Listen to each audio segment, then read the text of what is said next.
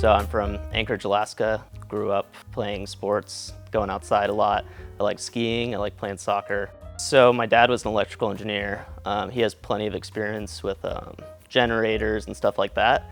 But back when he was in school, he actually wrote his thesis on lithium-ion batteries. That was back in the 90s, so he was pretty ahead of his time there. And then, you know, he was always really into solar, always pushing it. Soccer was like my ticket to better places in life, I guess you could say. I started training really hard when I was a little kid, about 8 years old, and I really wanted to move to California because that's where the best players were and the best everything was. I was playing pretty competitively. I moved down here when a team recruited me basically and played at pretty much the highest youth levels, and then I joined a kind of semi-professional team and got a chance to go trial out in Europe a little bit. 18 was, I was getting back from a couple trips to Europe and decided to change career paths. I thought I needed to go to college, so I picked the University of Arizona and off of a recommendation of a girlfriend's father.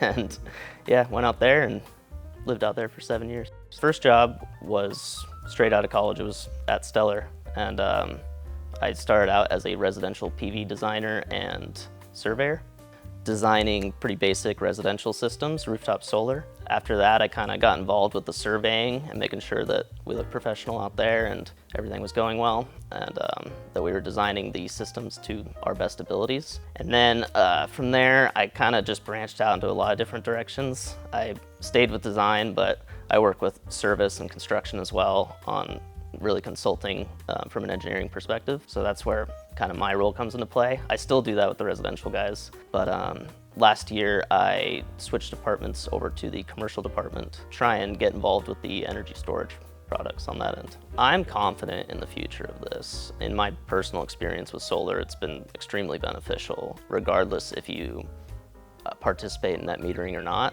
I think that I've locked in the price of my power, and that's a pretty big feeling. Even if SDG&E goes and raises the rates by double in 5 years, I will still have locked in most of my power. Now a battery would help me fully get to that independent place, but I think that people are going to still continue to see the value in this, regardless of what's going on with net metering.